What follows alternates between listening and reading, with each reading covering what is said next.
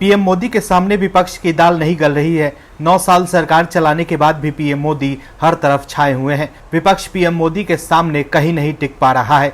ऐसे में विपक्षी दल उलझुल बयान देकर अपनी छीछा लेदर करवा रहे हैं।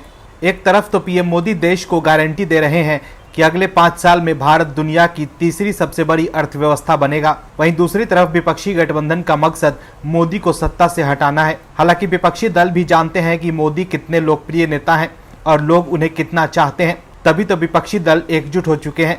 मोदी को हराना इतना मुश्किल है कि विपक्षी दलों ने एकजुट होकर एक चांस लिया है, क्योंकि उन्हें भी मालूम है कि अकेले तो ऐसे भी वो मोदी को नहीं हरा सकते हैं, तो साथ आकर भी देख लेते हैं। लेकिन हाल ही में आए कई सर्वे के मुताबिक एक बार फिर 2024 में मोदी सरकार की वापसी तय मानी जा रही है। वहीं अब पीएम मोदी के कार्यों की वजह से बीजेपी के विरोधी भी अब पीएम मोदी और मोदी सरकार के मुरीद होते जा रहे हैं। इस खबर में बताएंगे आपको कि कैसे लोकसभा चुनाव 2024 को लेकर पीएम मोदी ने विपक्ष की नींद उड़ा दी है और कैसे विपक्ष के समर्थक भी अब पाला बदलकर बीजेपी की ओर होते जा रहे हैं। तो बने रहिए हमारे साथ अंत तक और देखिए हमारी ये खास रिपोर्ट।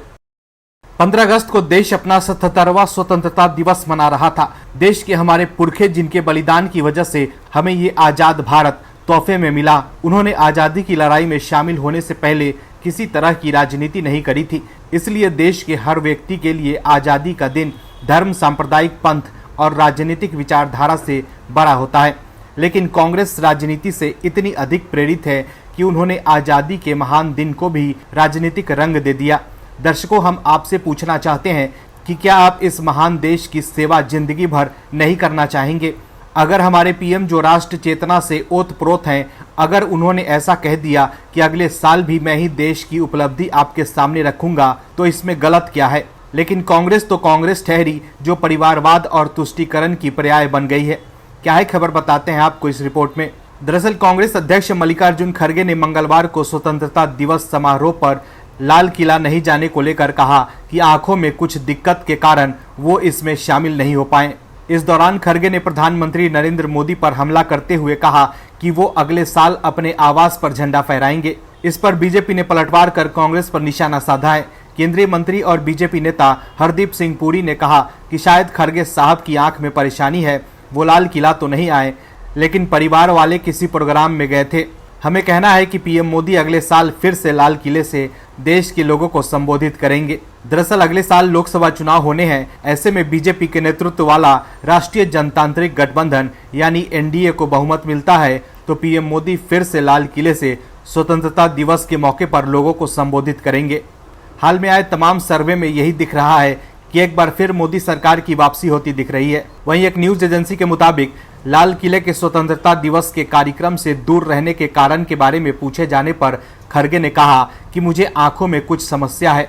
प्रोटोकॉल के अनुसार मुझे सुबह अपने आवास पर ध्वजारोहण करना था, इसके बाद मुझे कांग्रेस मुख्यालय में झंडा फहराना था। खड़गे ने आगे कहा कि सुरक्षा इतनी कड़ी होती है कि प्रधानमंत्री के निकलने से पहले किसी को जाने नहीं दिया जाता। अगर मैं वहां जाता तो कार्यक्रम में शामिल नहीं हो पाता। उन्होंने स्वतंत्रता दिवस पर अपने एक संदेश में ये भी कहा कि विपक्षी गठबंधन अन्याय के खिलाफ खड़ा होगा और जीतेगा। विपक्ष को समझना होगा कि देश से बड़ा कुछ भी नहीं होता, न विचार, न विचारधारा, न राजनीतिक दल। लेकिन विपक्षी दल 15 अगस्त के दिन भी देश के प्रधानमंत्री को ही निशाने पर लेते रहे। पीएम मोदी ने एक बार फिर विपक्ष की बेचैनी बढ़ा दी है। पीएम मोदी एक कुशल नेतृत्व के धनी तो हैं ही, लेकिन साथ ही एक बेहतरीन रणनीतिकार भी हैं। पीएम मोदी को पता है कि कहां से क्या बोलना है और उसका क्या राजनीतिक और देशव्यापी असर होगा। पीएम मोदी को पता है कि विपक्ष में क्या खामियां हैं और उसका राजनीतिक लाभ लोकसभा चुनाव 2024 में कैसे मिलेगा। अगले साल 2024 का चुनाव है और पीएम मोदी ने लाल किले 2024 का एजेंडा सेट कर दिया है, जिसके बाद से विपक्षी दल के नेता हलकान है कि अब क्या होगा।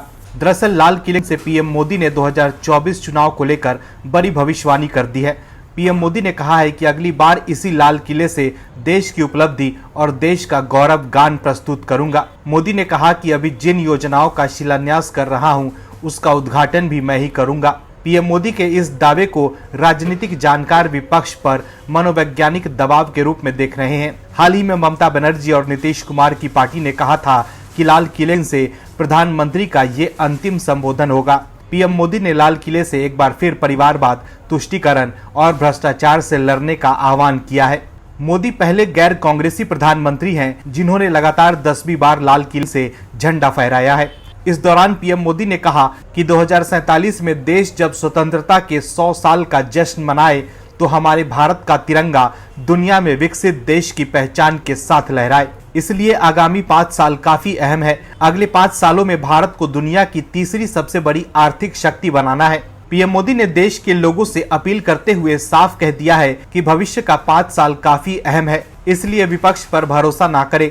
मोदी की गारंटी का जिक्र कर उन्होंने लोगों को सब कुछ सही होने का भरोसा देने की कोशिश किया है। 90 मिनट के भाषण के दौरान पीएम मोदी ने कहा कि आने वाले समय में विश्वकर्मा जयंती पर हम 13 से 15 हजार करोड़ रुपए से नई ताकत देने के लिए एक योजना की शुरुआत करने जा रहे हैं। हम आने वाले महीने में विश्वकर्मा जयंती पर विश्वकर्मा योजना शुरू करेंगे। विश्वकर्मा योजना के जरिए बीजेपी ओबीसी जातियों को साधने की कोशिश कर रही है। मोदी सरकार इससे जातीय जनगणना की मांग को कुंद करना चाहती है। देश के हर एक लोकसभा सीट पर ओबीसी जातियां करीब 40 से 50% है।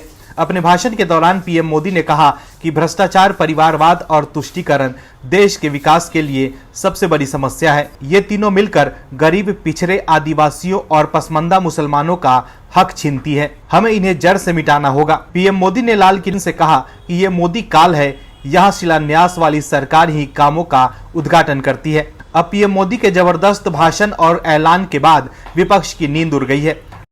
पीएम मोदी के लीडरशिप में नया भारत विकास की नई कहानी लिख रहा है। बीते 9 सालों में पीएम मोदी ने वो करके दिखा दिया है जिसकी कल्पना करना भी मुश्किल था। विपक्ष जो ये कह रहा है कि पिछले 9 सालों में देश बर्बाद हो गया है, उसके लिए ये खबर करारा जवाब है। अर्थव्यवस्था के मामले में देश 5वें स्थान पर पहुंच चुका है और अब पीएम मोदी ने ऐलान कर दिया है कि अगले 5 साल में भारत को दुनिया की तीसरी सबसे बड़ी आर्थिक शक्ति बनाना है। वहीं जम्मू कश्मीर से धारा 370 हटने के बाद वहां के हालात काफी बदल चुके हैं।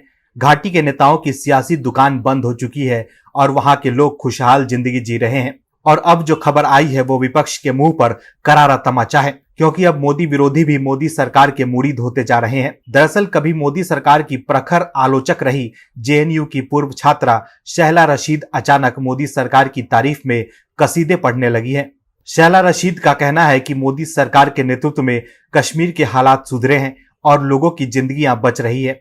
शहला ने हिजबुल आतंकी के भाई रईस मट्टू का एक वीडियो शेयर करते हुए ये बातें कही। दरअसल रईस मट्टू ने स्वतंत्रता दिवस से पहले जम्मू कश्मीर के सोपोर में अपने घर पर राष्ट्रीय ध्वज फहराया था। मट्टू ने दावा किया था कि उन्होंने बिना किसी के दबाव में तिरंगा लहराया है। रईस मट्टू का वीडियो शेयर करते हुए शहला रशीद ने लिखा कि इसे स्वीकार करना भले ही असुविधाजनक लग रहा हो, लेकिन नरेंद्र मोदी सरकार और एलजी प्रशासन के तहत कश्मीर में मानवाधिकार रिकॉर्ड में सुधार हुआ है।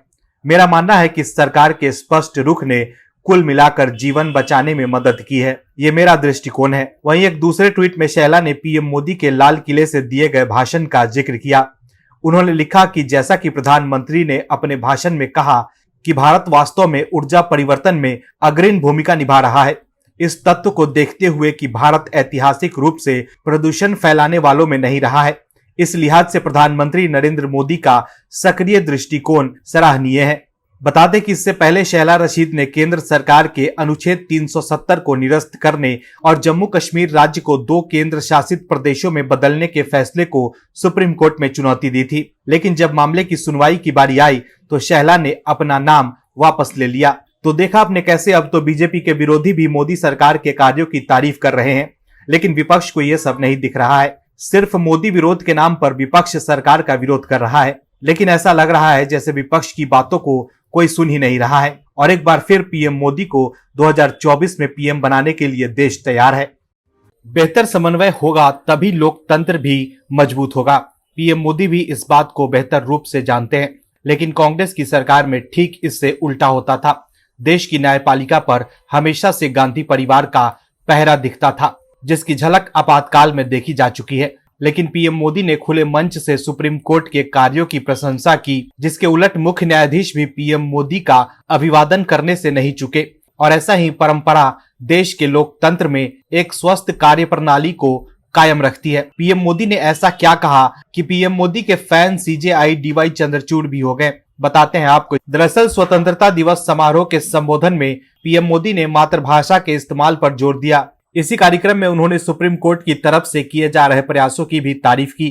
खास बात है कि इस दौरान भारत के मुख्य न्यायाधीश डीवाई चंद्रचूड़ भी मौजूद थे और उन्होंने इस पर प्रतिक्रिया भी दी। पीएम मोदी ने कहा कि हमने मातृभाषा पर पढ़ाने में बल दिया है और मातृभाषा में वो पढ़ाई कर सके उस दिशा में, और मैं भारत के सुप्रीम कोर्ट का भी धन्यवाद करता हूं कि भारत के सुप्रीम कोर्ट ने कहा है कि अब जो फैसला देंगे उसका जो ऑपरेटिव पार्ट होगा वो जो अदालत में आया है उसकी भाषा में उसको उपलब्ध होगा। मातृभाषा का महत्व आज बढ़ रहा है। ये सुनते ही समारोह में मौजूद सीजेआई डीवाई चंद्रचूड़ ने पीएम मोदी की ओर हाथ जोड़कर जवाब दिया। बता दें कि इस साल गणतंत्र दिवस पर शीर्ष न्यायालय ने करीब 1000 फैसलों को क्षेत्रीय भाषाओं में अपलोड किया था। तब से 9423 फैसलों को क्षेत्रीय भाषाओं में ट्रांसफर किया जा चुका है। सीजेआई ने बताया कि इनमें से 8977 हिंदी में थे। उन्होंने बताया कि हमारा लक्ष्य है कि सुप्रीम कोर्ट के वजूद में आने के बाद से आए 35,000 अहम फैसलों को सभी भाषाओं में उपलब्ध कराया जाए।